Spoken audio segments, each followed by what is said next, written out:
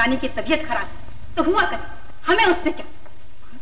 उसे सेहत का ऐसा ही ख्याल है तो किसी नौकरानी को ले जाए पहाड़ पर अपने साथ। मैं तुझे उसके साथ हरगिज नहीं जाने दूंगी। और खबरदार जो फिर कभी उसका नाम भी लिया इस घर में।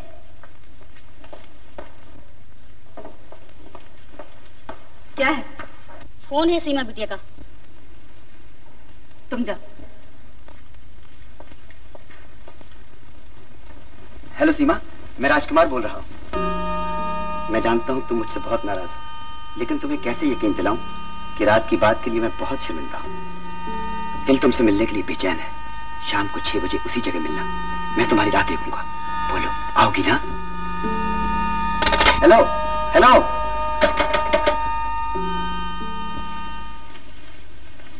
कब जा रही है वो?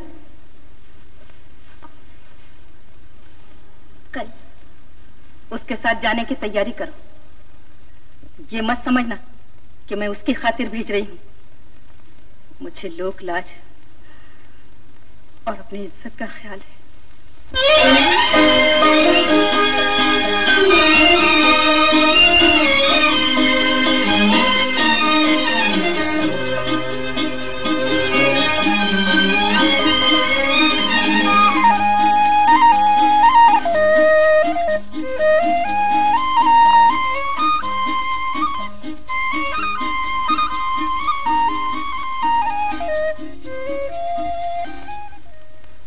क्या बात है? कुछ नहीं, तस्वीर ली है रिकॉर्ड के लिए।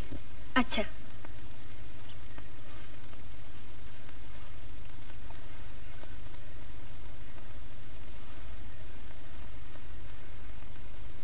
सीमा।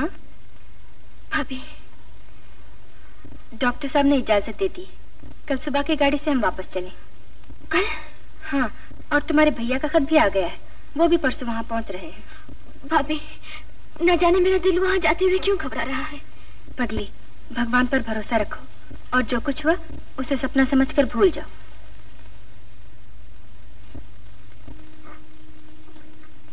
खूब, बहुत खूब, मान गए। इतने बड़े राज को छुपाकर अच्छा बेवकूफ बनाया मुझे। लेकिन मैं पूछता हूं, मेरे जाने से पहले ये खुशखबरी तुमने मुझे क्यों नहीं सुनाई? अगर जाने से पहले सुना देती तो आने के बाद कौन सी खुशखबरी सुनाती? सीमा, माँ तो अच्छी है ना? माँ ने मुन्ने को देखा? नहीं। कमाल है, माँ का गुस्सा भी अजीब है। वो हमसे लाख नाराज सही, मगर इस बच्चे से क्या नाराजगी हो सकती है? बच्चा तो भगवान का स्वरूप होता है। इस मासूम का दुनिया के छल कपट से क्या वास्ता है? नहीं नहीं पंडित जी, चाहे कितना ही शुभ क्यों ना हो, मुझे 6 महीने बाद वाला मुहूर्त नहीं चाहिए। जवान बेटी की चिंता जितनी जल्दी खत्म हो उतना ही अच्छा है। क्या नहीं, क्या नहीं। लड़का भी जल्द से जल्द शादी के लिए तैयार है। बस आप अगले महीने वाला मुहूर्त पक्का कीजिए। जैसी आपकी इच्छा। मैं चलता हूं।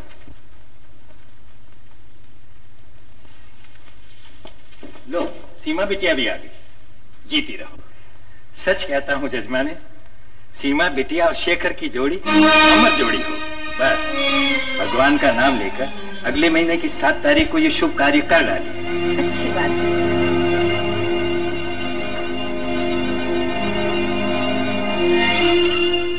तुम्हें शादी करनी ही चाहिए सीमा। माँ जी बिल्कुल ठीक कर रही है। सब कुछ जानते हुए भी तुम ऐसा कह रही हो भाभी। मेरे पाप का तो कोई प्रायश्चित ही नहीं। क्यों नहीं है?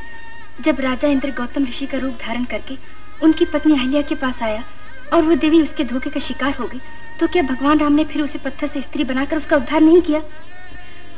लेकिन भाभी, मुझे आज राम कहाँ मिलेंगे जो एक औरत की बेकसी और बेगुनाही को दुनिया के सामने रख सके? भगवान तुम्हारे साथ है सीमा, उन्हें भी तुम्हारा भला मंजूर है। नहीं तो उस दिन तुम्हें बचाने के लिए मैं दरिया पर कैसे पहुंच जाती। शील, देखो कौन आया है। नमस्ते भाभी। हेलो सीमा। हेलो। अरे तुम तो ऐसे शर्मा रहे जैसे शेखर कोई अजनबी हो। सीमा, माँ तो अच्छी है ना? हाँ भैया, अच्छा भाभी। बहुत बहुत बधाई हो शेखर भैया। असली बधाई तो तब होती भाभी कि आप लोग भी शादी में शरीक होते। फिर वही रट, इतना समझा लेकिन बात फिर भी तुम्हारी समझ में नहीं। तो चुप बैठ। कोई बात नहीं शेखर भैया, शादी में हम शरीक हो या ना हो, लेकिन तुम दोनों की खुशी में हम जरूर शरीक हैं। हो गई तसल्ली? अब तशरीफ रखिए और चाय पीजिए। नो थैंक यू, चाय में पी कर आया हूँ और तशरीफ जाकर मैं अपने ऑफिस में रखूंगा, जहाँ मुझे एक मुकदमे की तैयारी करना है। यानी सच को झूठ और झूठ को सच साबित करने की तैयारी? देखो भाभी, अब कभी ये शरारत करे तो इसे पानी में धक्का मत देना, मेरे हवाले कर देना और मैं इसे कानून के हवाले करूंगा। अच्छा भाभी मैं चलूं। Okay bye bye bye. चलो पंडित जी। यजमान जी, मैं फिर हाथ जोड़ता हूँ, तुम्हारे पाँव पड़ता हूँ, मुझे कांटों में मत घसीटो। खतरे वाली शादी मैं नहीं करवा सकता। खतरा होगा मेरे लिए होगा। 4 मंत्र पढ़ के चलते बनो। चलता बनूं? चलता कैसे बनूं जजमान? उधर तुम्हारी डोली उठेगी, उधर लाला मेरी अर्थी उठवा देगा, चिता जलाने की भी जरूरत नहीं पड़ेगी और हवन कुंड में मेरा अंतिम संस्कार कर देगा। सीताराम। पंडित जी आपको शर्म नहीं आती? एडवांस दक्षिणा लेके वक्त पे धोखा देते हो। बांधो धोती, चलो चलिए। पहलवान जरा इस पंडित को एक लात तो लगाइयो, एंड मौके पर धोखा दे रहा है। पंडित देखा पहलवान का डील डॉल, ये हमारी मदद पर है। बोल अब क्या मर्जी है तेरी? ये मदद पर है? हाँ। तो फिर मैं तैयार हूँ। परंतु किस्सा क्या है? किस्सा तो खत्म करने जा रहा हूँ पहलवान। आज मैं शादी कर रहा हूँ अपनी डेक्कन क्वीन से। क्या वो मान गई? मान गई? अरे उसके दिल का इंजन तो कब से मिलन की पटरी पर खड़ा सीटियां मार रहा है, लेकिन मैंने ही आज तक सिग्नल नहीं दिया था। सिग्नल नहीं दिया था? क्यों? क्योंकि लाइन क्लियर नहीं थी। आज वो पूरे 18 साल की हो गई है। अरे क्या हो गया? तुम्हें ये बात सुनकर खुशी नहीं हुई? खुशी बहुत हुई है, बहुत हुई है। लेकिन पहलवान कहीं वो मर्दूत लाला बीच में विघ्न न डाल दे, इसलिए तुम्हें भी मेरे साथ चलना पड़ेगा। और देखो कन्यादान भी तुमको करना पड़ेगा। कन्यादान? हाँ। बात क्या है, वो बेचारी बिन माँ बाप की है और इसमें हरज ही क्या है? पहले तुम्हारी हमारी यारी है, अब रिश्तेदारी हो जाएगी। अच्छा ये बताओ, तुम मेरे ससुर बनोगे या साला? मेरा मतलब है लड़की के बाप बनोगे या भाई? ये तो वहीं चलकर फैसला होगा कि कौन किसका क्या बनता है। तो फिर चलिए पहलवान जी, कन्यादान महाकल्याण। चलिए। अरे पहलवान क्या हुआ? तुम चलो, मैं तुम्हारे लिए तोहफा लेकर आता हूँ। किंतु जल्दी आना पहलवान। पंडित जी कह दिया है तो जरूर आएगा। पहलवान बात का धनी है। चलिए चलिए चलिए। अबे लल्लू। जी सेठ जी। ला तो जरा मेरा मौला बखस। ये लीजिए। अभी कराता हूँ उसके बाप की शादी।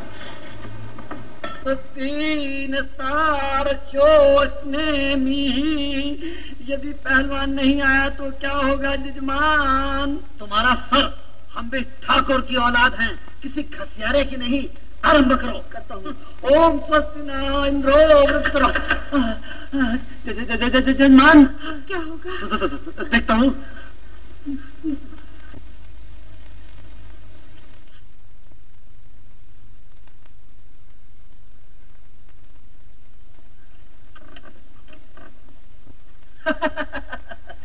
घबराओ नहीं, अपने पहलवान हैं।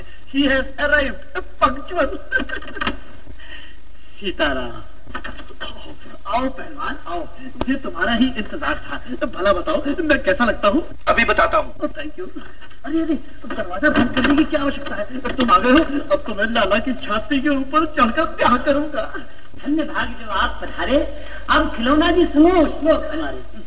इनसे किस बात का घूंघट? ओपन है। जरा शर्माती है कन्या। कैसी है? लाला।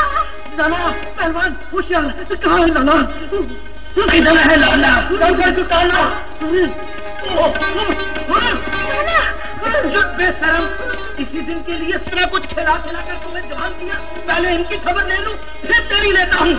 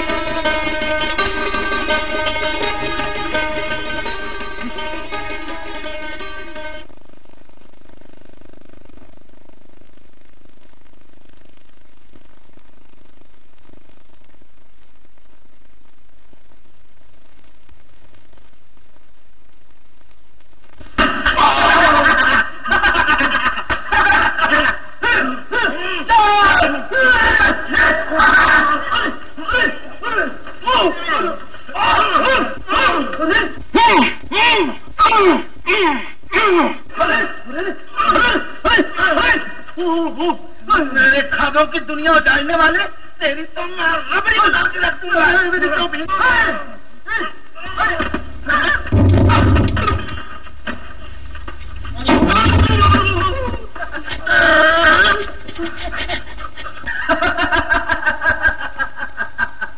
बेवकूफ, लड़ने चला था ठाकुर खिलौना राम से, छोटा सा हाथी का बच्चा। पंडित जी उठो, अरे आप मेरी शादी कराओ, जल्दी करो, जल्दी करो। विराजिए जजमान, मंगलम भगवान विष्णु, मंगलम गरुड़ध्वज, ओम भानुए स्वाहा, ओम चंद्रमसे स्वाहा, ओम उमाए स्वाहा, ओम बुधे स्वाहा, ओम राय स्वाहा, ओम शुक्राय स्वाहा, ओम शनिचराय स्वाहा, ओम राहुए स्वाहा, ओम केतुए स्वाहा, ओम प्रजापते स्वाहा, ओम इंद्राय स्वाहा, ओम नय स्वाहा। पंडित जी एकदम जल्दी करो। ओम सोमाय स्वाहा, ओम वायवे स्वाहा, ओम वरुणाय स्वाहा, ओम आदित्य स्वाहा, ओम अग्नय स्वाहा, ओम सूर्य स्वाहा, ओम सृष्टकर्ते स्वाहा।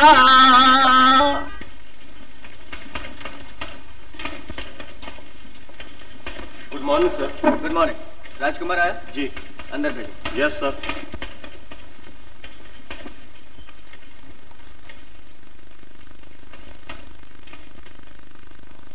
जी सर। इसे देखिए, इस बिल के 2000 रुपए आपने कलेक्ट किए थे? जी नहीं तो। सोच कर जवाब दीजिए। इसमें मेरी सही नहीं है सर।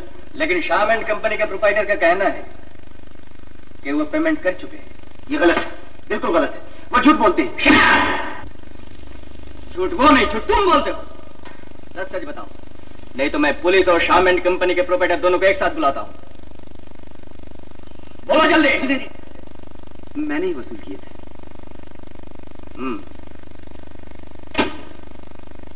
कहां गए रुपए? जी खर्च हो गए, माफ कर दीजिए। मैं 2-4 दिनों में ही रुपयों का बंदोबस्त करके कंपनी में भर दूंगा। 2-4 दिनों में नहीं, 24 घंटे के अंदर 2000 रुपए इस टेबल के ऊपर आ जाना चाहिए, नहीं तो मैं ये केस पुलिस के हवाले कर दूंगा। लेकिन सर, तुम जा सकते हो।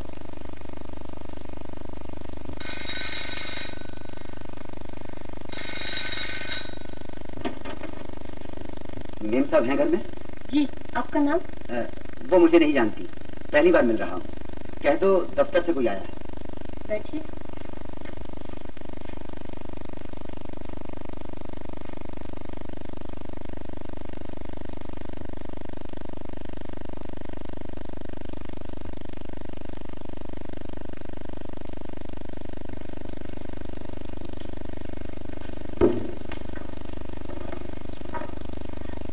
जी नमस्ते। नमस्ते। कौन है आप? जी मुझे राजकुमार कहते हैं। आपके पति मिस्टर रवि के ऑफिस में काम करता हूँ।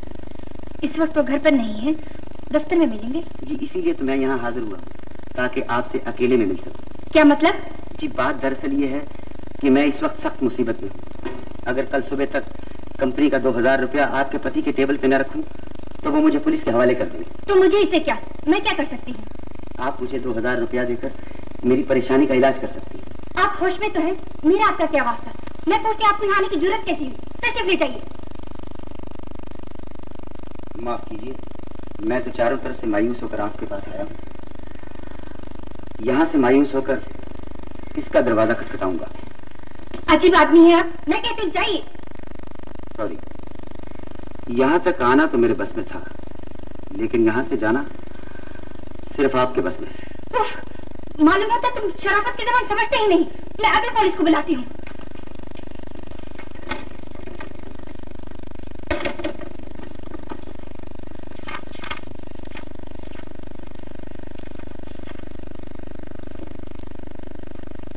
नंबर चाहिए क्या? ये रहा। क्यों, रॉन्ग नंबर है क्या?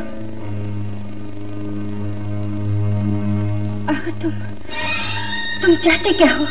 मैं सिर्फ ये चाहता हूँ कि जिस तरह आपने सीमा की लाज बचाई थी, उसी तरह मेरी इज्जत भी बचाइए। शर्म नहीं आती तुम्हें? अपने किए पे डूब मरने के बदले उसकी कीमत वसूल करने आए हो। आप ऐसा क्यों समझती हैं? ये क्यों नहीं समझती कि एक शरीफ आदमी मुसीबत में आपसे कर्ज मांगने आया है। शरीफ आदमी। देर ना कीजिए, वरना मुझे कहीं और कैश कराना पड़ेगा। जल्दी कीजिए, कहीं मिस्टर रवि आ गए तो आपके लिए एक और नई मुसीबत खड़ी हो जाएगी।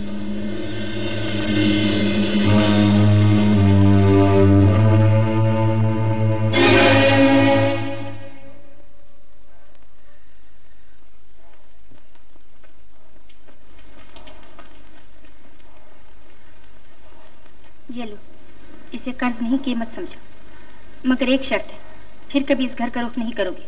कैसी बात करती हैं आप? वो तो मजबूरी मुझे यहाँ खींच लाई थी, वरना मैं कोई ब्लैकमेलर तो नहीं।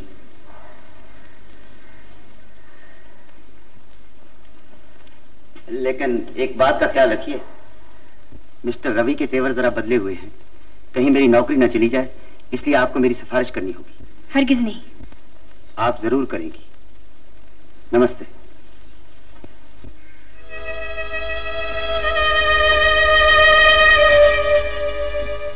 लेकिन मैं पूछता हूँ, तुमने उस फरेबी को इस घर में आने क्यों दिया? भला मैं क्या जानूं वो कैसा आदमी है। बेचारा सिफारिश के लिए आया था, कहता था नौकरी चली गई तो मैं गरीब मारा जाऊंगा। गरीब? कंपनी में ऐसे 2-4 गरीब और आ जाएं तो कंपनी का दिवाला पीट जाए। वो गरीब नहीं, परले दर्जे का बदमाश है, बदमाश। अगर वो अच्छा आदमी नहीं है तो फिर उसकी दुश्मनी मोल लेने से क्या फायदा? तो क्या तुम ये चाहती हो कि मैं उससे डरकर बुज़दिलों की तरह अपने फर्ज से मुंह मोड़ लूं, कंपनी से गद्दारी करूं? नहीं नहीं, मेरा ये मतलब नहीं, लेकिन फिर भी एक बार उसे माफ कर दीजिए तो क्या हर्ज है? तुम उसकी इतनी हिम्मत क्यों कर रही हो? तुम्हें उससे क्या दिलचस्पी है? मुझे क्या दिलचस्पी होगी? वो तो उसकी मजबूरी पर तरस आ गया मुझे। क्या मेरी खातिर आप उसे माफ नहीं कर सकते? शील, मैं माफ करूं या सजा दूं, ये मेरा काम है। दफ्तर के मामले में किसी का दखल मुझे बिल्कुल पसंद नहीं।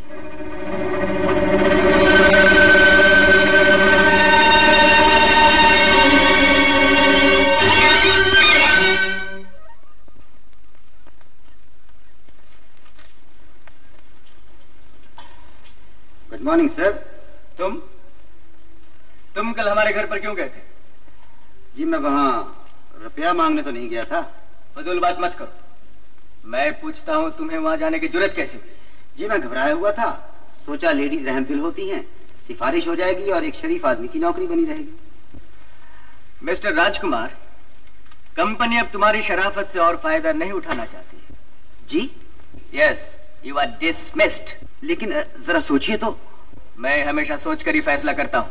कहीं ऐसा ना हो कि अब आपको फैसले के बाद सोचना पड़े। Shut up! और कान खोलकर सुन लो, अगर फिर कभी तुमने मेरे घर में पांव रखा तो मैं तुम्हें जान से मार डालूंगा। Get out! I said get out! Get out! I said get out! कमाल है, आपके पति मुझसे नाराज हैं, आप नाराज हैं। जरा सोचिए, अगर मैं नाराज हो गया तो क्या होगा? तुम मुझे धमका रहे हो? जी नहीं, समझा रहा। आखिर मेरी बात तुम्हारी समझ में क्यों नहीं आती? मेरे पास जो रुपया था वो मैं तुम्हें दे चुकी हूँ, अब मेरे पास कुछ नहीं है। कोई बात नहीं, मैं जाकर पुरानी हवेली का दरवाजा खटखटाता हूँ। नहीं नहीं, मैं तुम्हें वहां नहीं जाने दूंगी। इतना अत्याचार न करो। तुमने पहले कौन सा कम जुल्म उठाया है जो उस गरीब को और रुस्वा करना चाहते हो? उसको रुसवाई से बचाना तुम्हारे हाथ में। यकीन करो, अब मेरे पास कुछ भी नहीं है। नहीं नहीं, ये सब मत पूछो, ये मैं कभी नहीं दे सकती। ये मेरे पति के प्यार की निशानी है, उन्होंने मुझे बड़ी उमंगों से पहनाया है। जेवर हमेशा उमंगे पहनाती हैं और मजबूरियां उतारती हैं। नहीं नहीं, सुनो।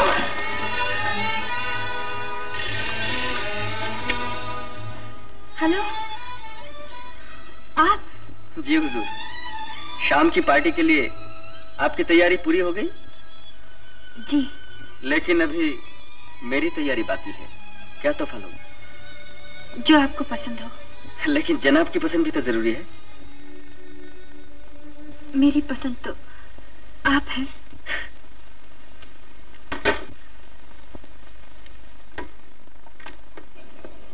कोई खूबसूरत सी चीज दिखाइए प्रेजेंट के लिए। किस मौके के लिए चाहिए? शादी की सालगिरह के लिए। बीवी को तोहफा देना है, कोई स्पेशल डिजाइन दिखाइए। जरूर, आइए।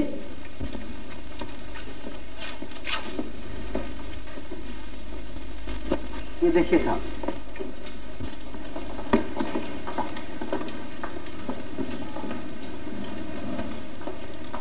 ये कितना सुंदर है। सेठ जी, ये पॉलिश ठीक है ना? ठीक है। जरा दिखाइए तो। पुरानी चीज है। फिर भी दिखाइए तो सही।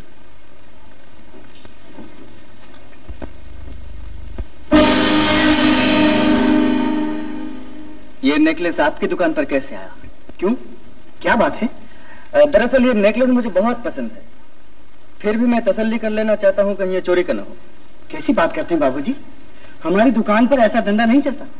ये तो अभी अभी आपसे जरा पहले एक शरीफ आदमी बेच कर गए हैं। ये देखिए,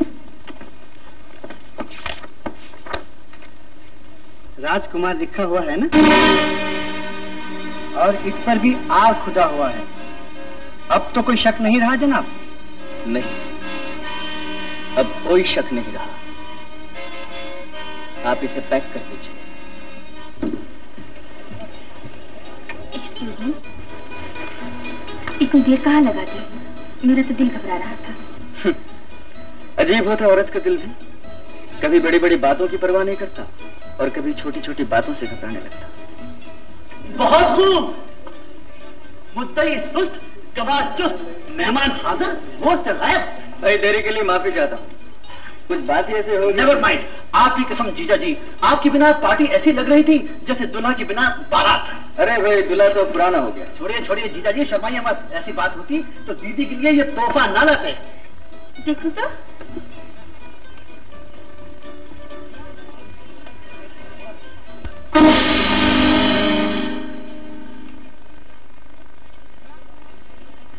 पसंद है ना?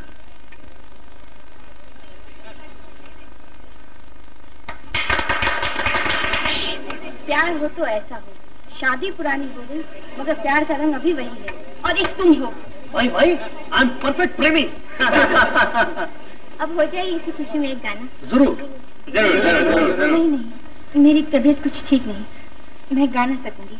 अरे ऐसे मौके पर नहीं गाओगी तो कब गाओगी? Come on, that's the spirit, please.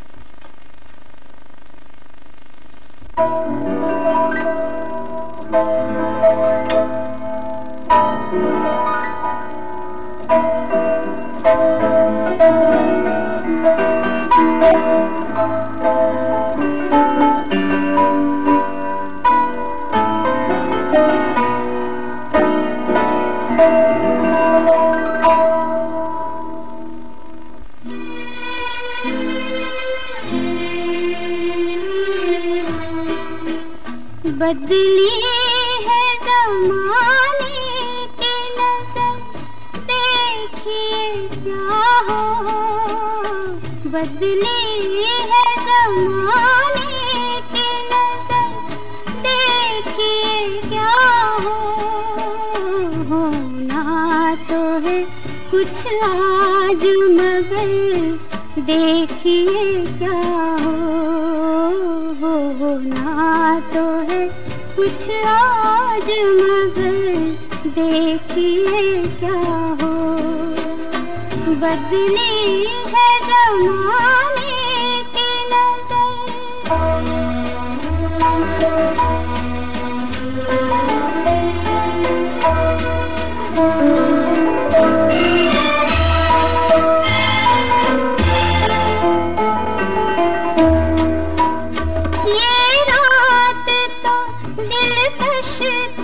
बड़े खुश थे सितारे, तुम पास हमारे थे तो हम पास तुम्हारे।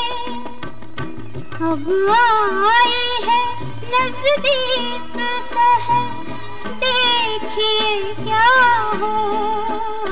होना तो है कुछ आज मगर देखिए क्या हो। होना तो है कुछ आज मगर देखिए क्या हो। बदली है ज़माने की नज़र।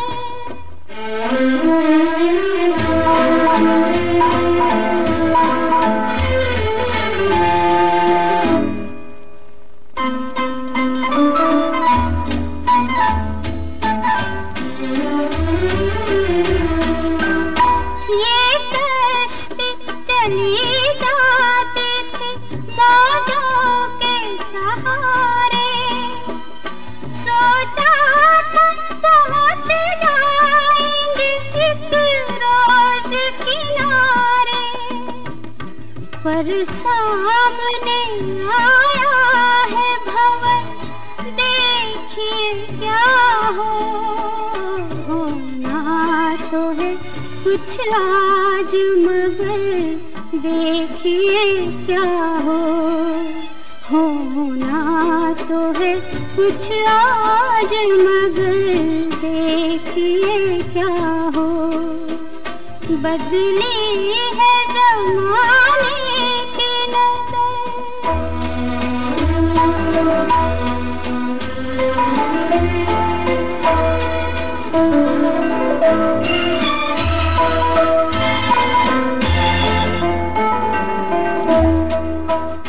मुश्किल में सभी लेते हैं उस दर पे सदाएं, सुनते हैं कि सुनता है खुदा सबकी दुआएं, पर अपनी दुआओं का असर देखिए क्या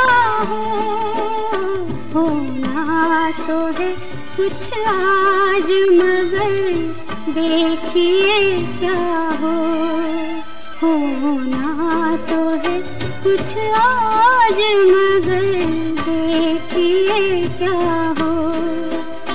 बदली है ज़माने की नज़र। वाह भाई वाह, आज तो मजा आ गया। लाजवाब खाना और खाने से बढ़कर गाना। Good night. Good night. अच्छा, गुड नाइट।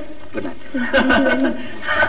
भाई जीजा जी, मेरी एक छोटी सी दरखास्त है, तुम लोग शादी के सालगिरह हर रोज मनाया करो, कम से कम हमारा राशन तो बचेगा। सॉरी।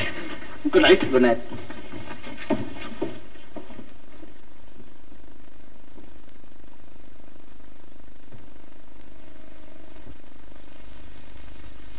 सुनिए, ये नेकलेस आपको कहाँ से मिला? जहां ये पहुंचा था, पैराडाइज ज्वेलर्स से। मगर ये वहां पहुंचा कैसे? जी, मैं ले गई थी। बात दरअसल ये है कि मेरी एक सहेली सख्त मुसीबत में थी, जिसके लिए मुझे नेकलेस बेचना पड़ा। सहेली? जी। लेकिन मुझसे क्यों नहीं कहा? इसमें छुपाने की क्या बात थी? जी, वो ये नेकलेस आपने बहुत उमंगों से पहनाया था ना, मुझे डर था कहीं आप बुरा ना माने। इसमें बुरा मानने की क्या बात है? आखिर इंसान ही इंसान के काम आता है। किसी सहेली की मदद करना तो अच्छी बात है, बहुत ही अच्छी बात है।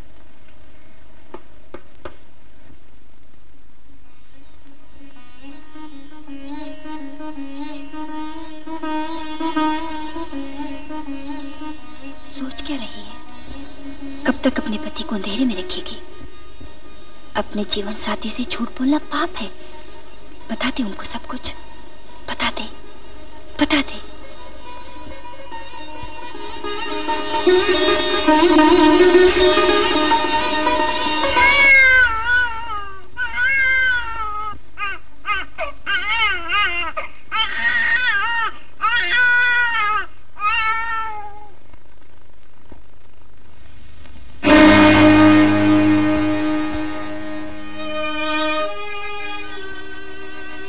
नहीं, ऐसा कभी नहीं होगा।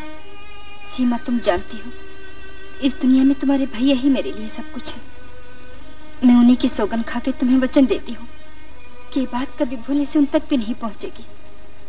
जब तक मैं जिंदा रहूंगी, ये राज मेरे सीने में दफन रहेगा।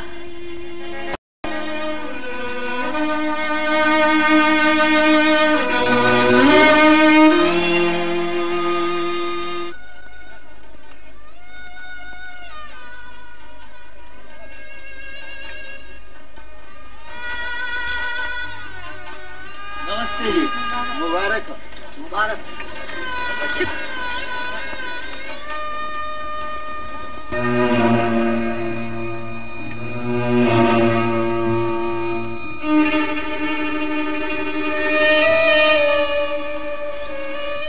जरा सोचो, हमारे खानदान की इज्जत को मिट्टी में मिलाकर तुम्हें क्या मिलेगा?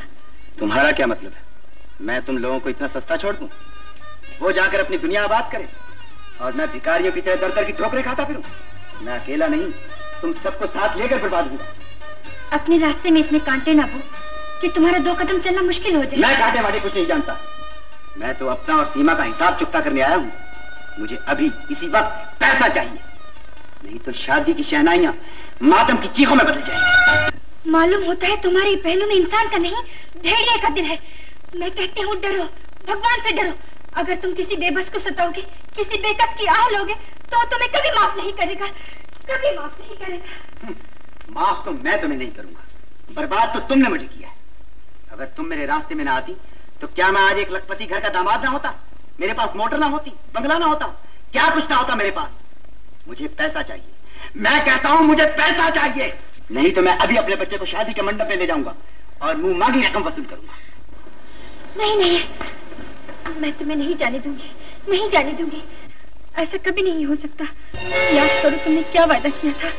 सब कुछ लूट लेने के बाद अब अपने वायदे से हट रहे हो। ऐसा न करो, भगवान के लिए ऐसा न करो। मैं किसी को मुंह दिखाने के लायक नहीं रहूंगी, मैं किसी को मुंह दिखाने के लायक नहीं रहूंगी।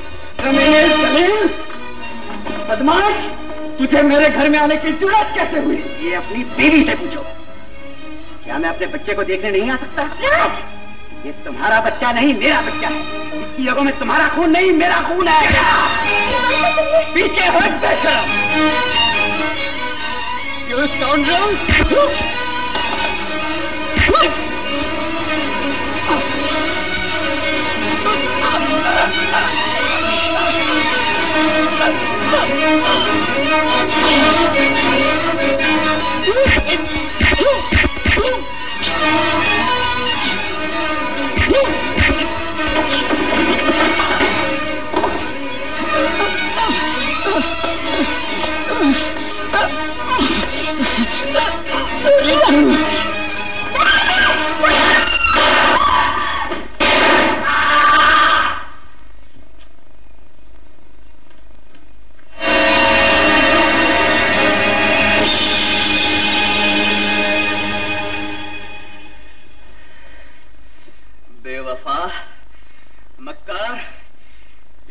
उड़ाने के लिए तूने मुझे अपने घर वालों से अलग कराया था, इसीलिए इस बदमाश की सिफारिश कर रही थी। इसी सहेली की मदद करने के लिए तूने नेकलेस बेचा था। डर मत, मैं तुझे जान से नहीं मारूंगा। मैं नहीं चाहता कि तुझे इतने बड़े गुनाह के बदले मौत की मामूली सजा मिले। मैं तुझे जिंदा रखूंगा ताकि तू जिंदगी भर तड़पती रहे और तेरे करतूत सुनकर लोग तुझ पर लानत भेजें, दुनिया तुझ पर थूके। सीमा, गजब हो गया सीमा। रवि भैया ने राजकुमार का खून कर दिया। राजकुमार का खून। भैया, भैया।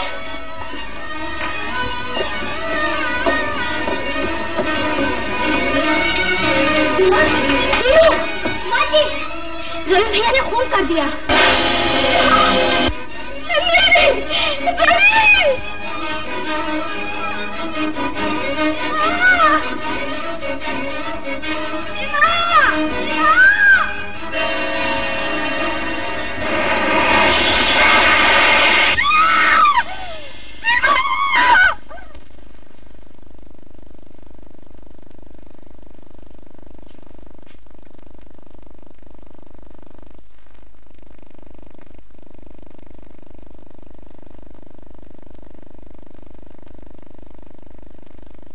ये सब क्या हो गया? भगवान मुझे किस पाप की सजा दे रहा है? शेखर बेटा, रवि का क्या बनेगा? सीमा का क्या होगा? धीरज रखिए माता जी, उस पर भरोसा कीजिए, सब ठीक हो जाएगा, सब ठीक हो जाएगा। डॉक्टर साहब, कैसी है मेरी बच्ची? दिमाग पर बहुत गहरी चोट आई।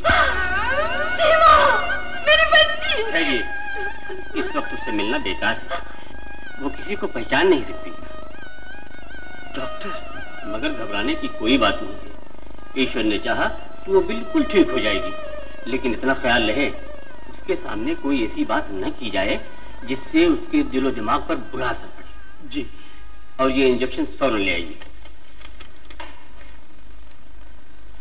आप वहां चलिए, मैं आता हूं।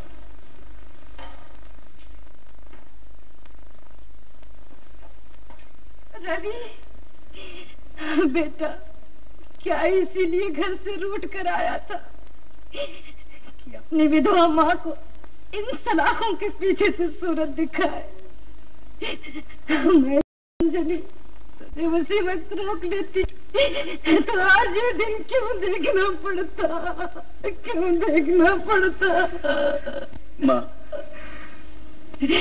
मैं इस काबिल नहीं हूँ कि तुम मेरे लिए आंसू बहाओ। भूल जाओ कि तुमने मुझे जन्म दिया था। कैसे भूल जाऊं? मैं माँ हूँ। माँ की आत्मा मरने के बाद भी अपनी औलाद के लिए तड़पती रहती है। तुम मेरे लिए इतना क्यों दुखी हो माँ, जिसने खानदान की इज्जत को एक आवारा औरत की खातिर लुटा दिया, जिसने तुम्हारी जिंदगी में जहर घोल दी? मैं खूनी हूँ और एक खूनी तुम्हारा बेटा नहीं हो सकता। नहीं, तुम खूनी नहीं हो। लुटने वाला लुटेरा नहीं होता। जुल्म तुम पर हुआ है। मैं खुद को मिटाकर भी तुम्हारी खोई हुई मुस्कुराहट वापस दिलवाऊंगी।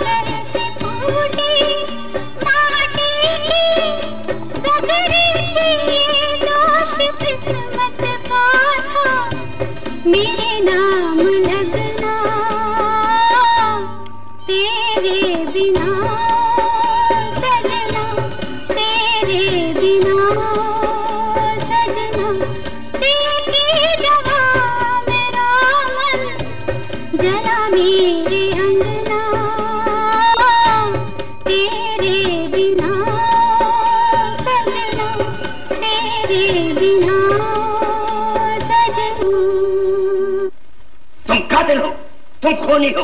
हाँ हाँ हाँ, मैं कातिल, मैं खूनी हूँ। एक बार नहीं 1000 बार कहने के लिए तैयार हूं कि मैंने उस बदमाश का खून किया है। लेकिन इंसाफ से अगर देखा जाए तो उस बदमाश का कातिल मैं नहीं, वो बेवफा दलील औरत है जो बदनसीबी से मेरी बीवी कहलाती है।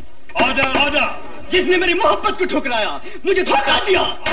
नहीं चाहिए मुझे जिंदगी, मुझे मौत की सजा दीजिए। मैं मरना चाहता हूँ, मैं मरना चाहता हूँ, मैं मरना चाहता हूँ, मैं मरना चाहता हूँ। Wonderful acting. Ravi please. Mister Ravi, कानूनी कार्रवाई में जज्बाती मदाखलत मत कीजिए। आपको सजा मिलनी चाहिए या नहीं, इसका फैसला अदालत करेगी। कार्रवाई जारी।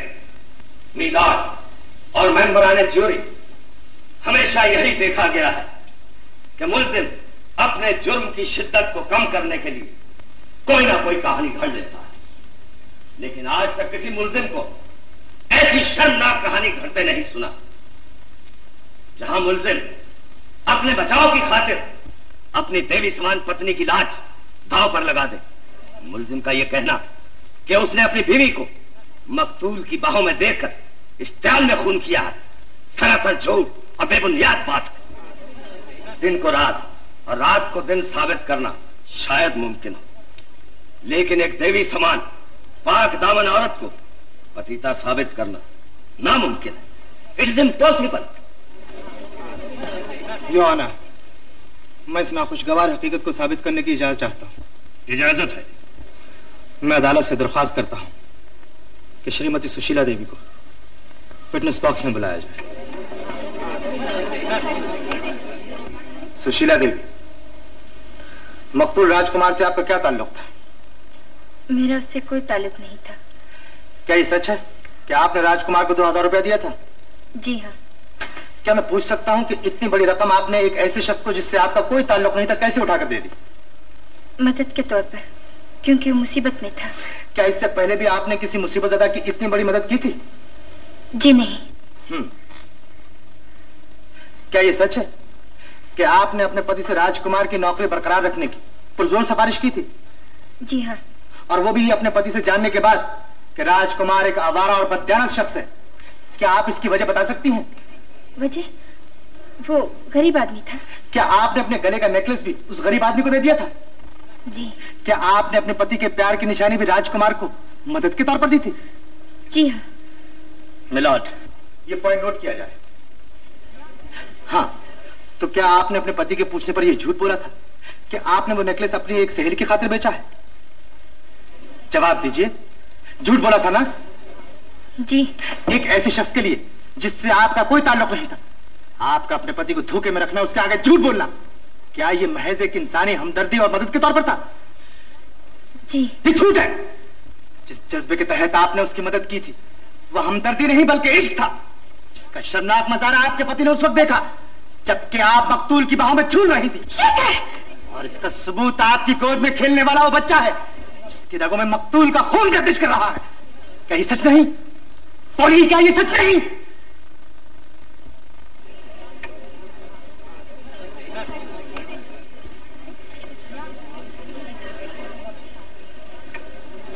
मैं अपने सवाल का जवाब हाँ या ना में चाहता हूं।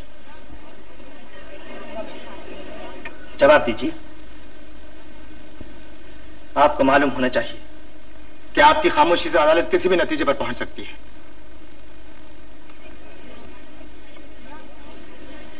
आप जा सकते हैं। Milord and members of the jury, इंसानी फितरत का गहरा मुताला करने वालों का इस बात पर इत्तफाक है कि इंसान गुनाह से नहीं बल्कि इल्जाम गुनाह से डरता है, और बिल्कुल यही सूरत मुल्जिम की बीवी की है। वरना जरा अंदाजा कीजिए कि वो औरत जिसने इससे पहले कभी किसी की कोई मदद ना की हो, उसके दिल में एक आवारा और अजनबी शख्स के लिए अचानक ऐसे हमदर्दी कैसे जाग पड़ी कि उसने रुपए के अलावा अपने पति के प्यार की निशानी और नेकलेस भी उस पर निछावर कर दिया। कोई भी ज़ी-होश इंसान इस बात को तस्लीम नहीं कर सकता कि एक औरत इतनी बड़ी कुर्बानी महज इंसानी हमदर्दी के लिए कर सकती है, और वो भी अपने शौहर से छुपाकर। मिलॉर्ड, केस बिल्कुल सीधा और साफ है। मकतूल की नौकरी के लिए मुल्जिम की बीवी का अपने पति से पुरजोर सिफारिश करना और उसके साथ साथ अपने पति के खून पसीने की कमाई को मकतूल पर लुटाना, और अब बच्चे के सवाल पर अदालत में उसकी खामोशी इख्तियार करना, इस बात का मुंह बोलता सबूत है कि मकतूल के साथ उसके नाजायज ताल्लुकात थे। अब जरा इस हकीकत को सामने रखकर सोचिए कि वो शख्स जिसने अपनी बीवी की खातिर अपने खानदान और तमाम रिश्तेदारों की बुराई मोल ली हो और आखिर में लाखों रुपए की जायदाद को भी ठुकरा दिया हो, जब वो शख्स अपनी उस बीवी को अपनी आंखों से किसी गैर के बाजुओं में देख ले तो उसके दिलो दिमाग पर क्या गुजरेगी? क्या उसका खून खौल नहीं उठेगा? उस पर दीवानगी तारी नहीं हो जाएगी? बिल्कुल यही सूरत इस मजलूम के साथ पेश आई और इसी इश्तिहाल और दीवानगी के आलम में इसके हाथ से गोली चल गई। Milord, this is a case which is governed by exception 1 to section 300 of the Indian Penal Code. That is a case of grave and sudden provocation. लिहाजा अगर इंसाफ से देखा जाए तो मेरा मुवक्किल सजा का नहीं बल्कि हमदर्दी का मुस्तहिक है। मिलॉर्ड, मुझे मुल्जिम से तो नहीं लेकिन अपने फाजिल दोस्त से जरूर हमदर्दी है, जिन्होंने रेत की बुनियाद पर एक महल खड़ा करने की कोशिश की है। इस महल को मिस्मार करने के लिए मैं अदालत से दरखास्त करूंगा कि मुझे कुछ अहम गवाह पेश करने की इजाजत दी जाए। इजाजत है जी। मैं शील बहन को बचपन से जानता हूं और दावे से कह सकता हूं कि जहां तक कैरेक्टर का सवाल है, शील बहन सीता और सावित्री से कम नहीं। अपनी मालकिन के बारे में तुम्हारी क्या राय है? उन जैसी शरीफ और रहमदिल औरत मैंने आज तक नहीं देखी। मकतूल राजकुमार को तुम कब से जानती हो? मैंने उसे पहली बार उस दिन देखा था जब वो मालकिन से मिलने आया था। मैंने ही दरवाजा खोला था। फिर? उसने कहा मुझे सुशीला देवी से मिलना है। मैंने नाम पूछा तो कहने लगा वो मुझे नहीं जानती, उनसे कह दो दफ्तर से कोई आदमी मिलने आया है। ये पॉइंट नोट फरमाया जाए। तुम जा सकती। फिर क्या हुआ? राजकुमार को मिस्टर रवि ने डिसमिस कर दिया और कहा फिर कभी तुमने मेरे घर में कदम रखा तो मैं तुम्हें जान से मार डालूंगा। That's all. Me lord and members of the jury, मेरे फाजिल दोस्त ने अपने मुवक्किल की जान बचाने के लिए जिस झूठी कहानी को हकीकत साबित करने की कोशिश की है, उसका भरम इन गवाहों ने खोल दिया और यह साबित हो चुका है कि मुल्जिम की बीवी एक आला कैरेक्टर की मालिक और आदर्श बीवी है। अब रहा मुल्जिम की बीवी का मकतूल को रुपया और जेवर देने का सवाल। शायद मेरे दोस्त को मालूम नहीं कि मुल्जिम की बीवी एक रेफ्यूजी डॉक्टर की बेटी है जिसने खुद मुसीबत उठाई, जो मुसीबत के मायने जानती है। उसका एक मुसीबत ज़दा से हमदर्दी करना कोई गैर कुदरती बात न थी। इस मदद के सिलसिले में मेरे दोस्त ने नेकलेस पर खास तौर से जोर दिया है कि वो उनके पति के प्यार की निशानी थी। शायद मेरे दोस्त को यह मालूम नहीं कि औरत की सबसे अजीज चीज पति के प्यार की निशानी नहीं बल्कि खुद उसका पति होता है। और सच पूछिए तो मुल्जिम की बीवी ने अपने पति को उस गरीब की आह से बचाने के लिए वो नेकलेस मकतूल को दिया था, जिसको बेरोजगार करने का जिम्मेदार उसका पति था। अब रहा बच्चे के सवाल पर मुल्जिम की बीवी का खामोश रहना। जरा सोचिए, ऐसे शर्मनाक सवाल के जवाब में एक शरीफ औरत खामोशी अख्तियार करने के सिवा कर ही क्या सकती थी? और फिर वो खामोशी दरअसल एक तंज थी। उस तंज आमेज खामोशी का सबब बताने के लिए मैं अदालत को मुल्जिम की नौकरानी की गवाही याद दिलाना चाहता हूं, जिसके बयान के मुताबिक मकतूल जब पहली बार सुशीला देवी से मिलने आया तो बच्चा सुशीला देवी की गोद में था। अजीब बात है मिलाड कि बाप बाद में आए और बच्चा मां की गोद में पहले पहुंच जाए। आखिर बच्चा को लिफाफा या मनी ऑर्डर तो नहीं जो डाक के जरिए एक जगह से दूसरी जगह पहुंचाया जा सके। ऐसी मिसाल मेरे फाजिल दोस्त ने कहीं देखी हो तो और बात है, लेकिन दुनिया में किसी और ने नहीं देखी।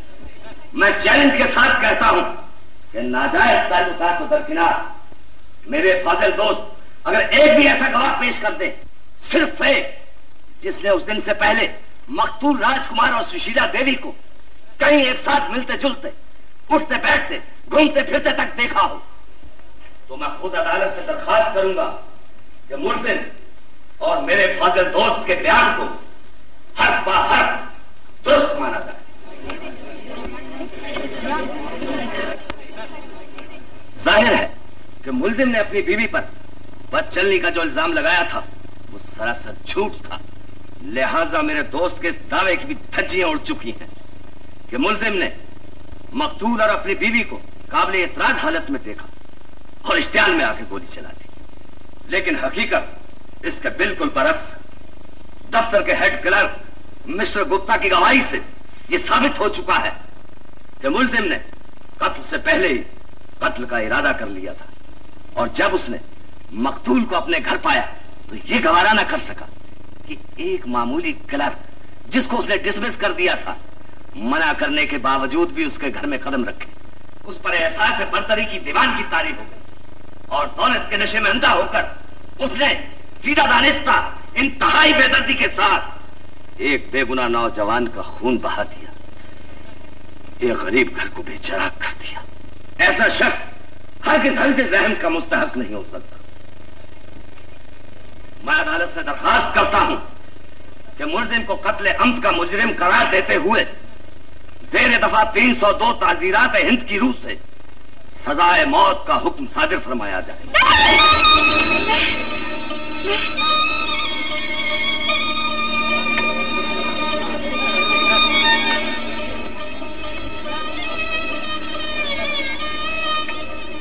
क्या बात है? आप कुछ कहना चाहते हैं क्या?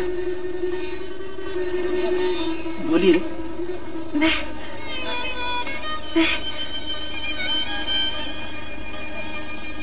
बोलिए, भगवान के लिए बोलिए, वरना वो जुबान हमेशा के लिए खामोश हो जाएगी जिस पर कभी दिन रात आप ही का नाम रहता था। वो आंखें हमेशा के लिए बेनूर हो जाएंगी जिन्होंने कभी आपको प्यार से देखा था।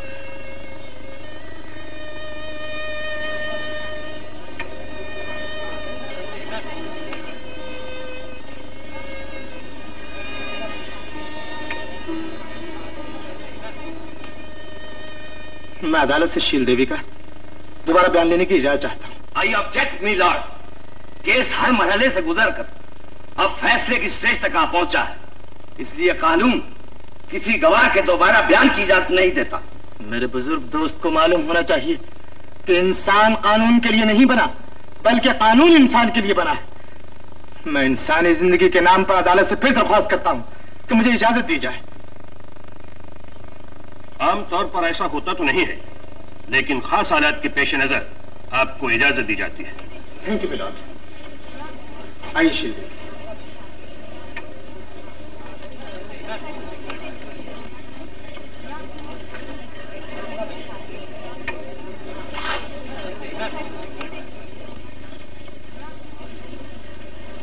आप क्या कहना चाहती?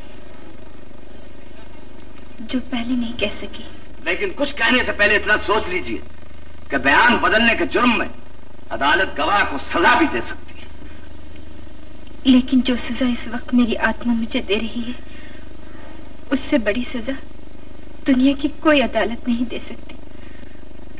मैं ये गवारा नहीं कर सकती कि मेरी और सिर्फ मेरी वजह से किसी पर कोई आंच आए।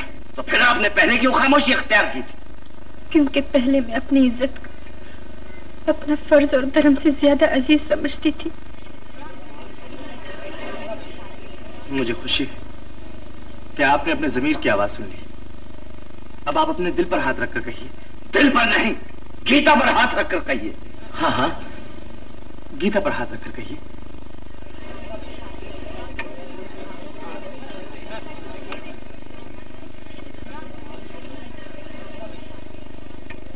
हाँ, तो क्या ये सच है कि आपकी गोद में खेलने वाले बच्चे की रगों में आपके पति का नहीं बल्कि मकतूल राजकुमार का खून गर्दिश कर रहा है?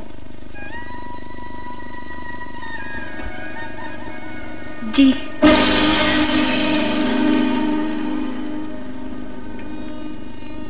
इसका मतलब ये हुआ कि मकतूल राजकुमार से आपका नाजायज ताल्लुक था? जी। तो आप ये भी मानती हैं मकतूल राजकुमार की जो आपने मारी इमदाद की थी उसकी वजह इंसानी हमदर्दी नहीं बल्कि मोहब्बत थी?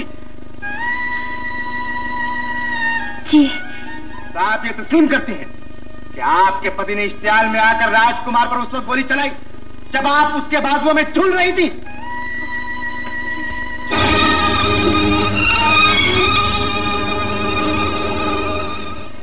और अदालत को ड्यूरी की इस राय से पूरा पूरा इत्तफाक है कि ये कत्ल अम्द नहीं बल्कि उस फौरी इश्ताल का नतीजा है जो मुल्जिम रवि कुमार के दिल में अपनी बीवी को मकतूल के साथ काबिल एतराज हालत में देखकर पैदा हुआ। ऐसे हालात में एक गैरतमंद शौहर का दिमागी तवाजुन खो बैठना कोई गैर कुदरती बात नहीं है। फिर भी किसी शख्स को यह हक नहीं पहुंचता कि वो कानून को अपने हाथ में ले, लिहाजा मुल्जिम सजा का मुस्तहिक है। लेकिन इस बदनसीब शख्स ने जिसे बीवी की बेवफाई और खानदान की बदनामी के सदमों के सिवा कुछ नसीब नहीं हुआ, मुकदमे के दौरान में जिस रूहानी और जहनी अजियत और इस्तराब का सामना किया वो सजा अपनी जगह कुछ कम नहीं। इन हालात में अदालत की राय है कि मुल्जिम इंसाफ की नजरों में सजा के साथ साथ रहम का भी मुस्तहिक है।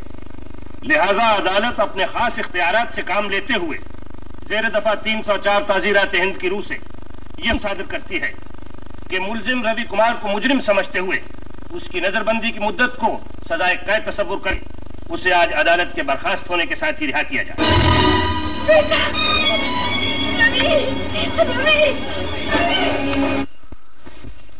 चलिए, आपके घूमने का टाइम हो गया। चलिए।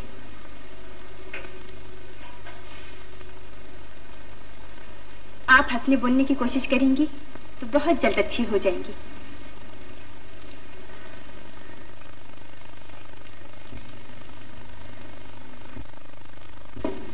सीमा, सीमा, देखो बेटी कौन आया। तुम्हारे भैया आए, मेरा लाल वापस आ गया है। देखो ना बेटी, तुम्हारा भाई आया है। अब ये हमें छोड़कर कभी नहीं जाएगा। माँ जी, रवि भैया, शील दीदी का कहीं पता नहीं चल रहा है। ना जाने वो कहाँ चली गई। तो हम क्या करें? मुन्ना छत से गिर गया है, वो अस्पताल में पड़ा है। जल्दी चलिए। हम क्यों जाएं? हमारा क्या वास्ता? ऐसा ना कहिए माँ जी, माँ के बाद आप लोग सब कुछ है उसके। हम कुछ नहीं है उसके। चले जाओ यहाँ से। वक्त के साथ आप लोगों ने भी उस मासूम से आंखें फेर ली। वो लावारिस हो गया, अस्पताल में पड़ा है। होश में आता है तो माँ माँ पुकारता है। कहाँ से लाकर दूं उसे माँ जो उसे अपने कलेजे से लगा सके, उसके दर्द को अपने सीने में छुपा सके। शायद उस बदनसीब की किस्मत में माँ का प्यार लिखा ही नहीं।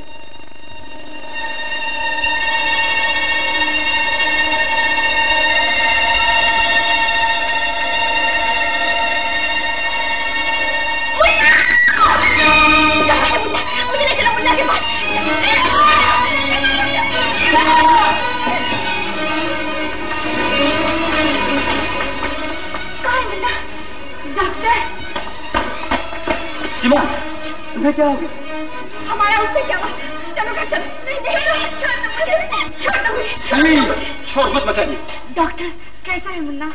अभी कुछ कहा नहीं जा सकता। मुझे ले चलिए उसके पास। मैं सबको अंदर जाने की इजाजत नहीं दे सकता, सिर्फ बच्चे की माँ अंदर आ सकती है। डॉक्टर, मैं हूँ बच्चे की माँ।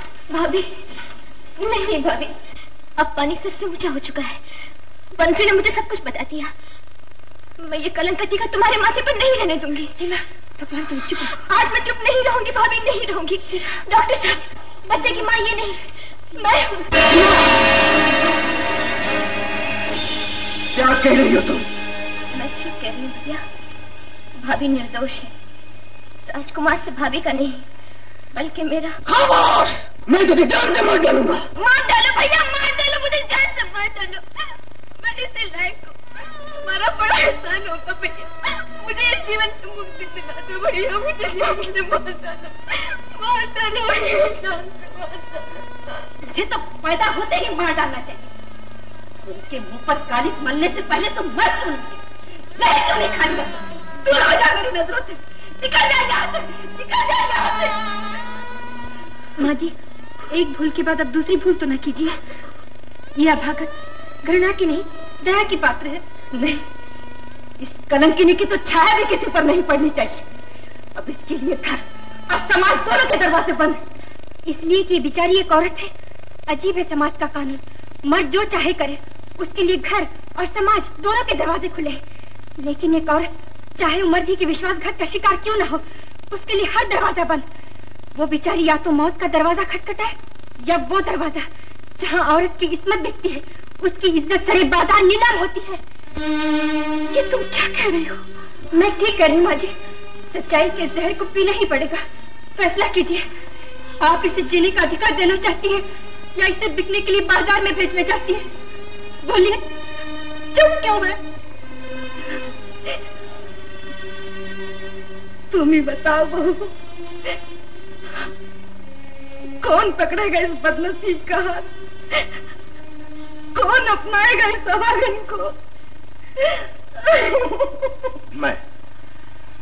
मैं अपनाऊंगा सीमा को। शेखर बेटा तुम? हाँ मां जी, सीमा ने कोई गुनाह नहीं किया।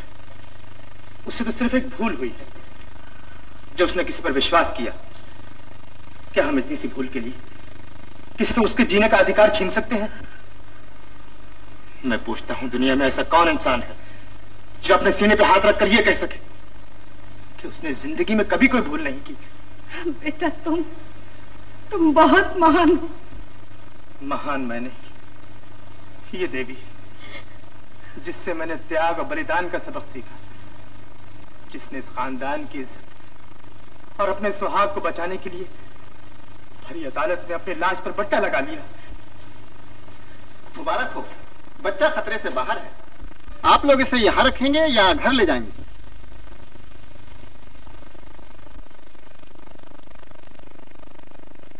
घर ले जाएंगे।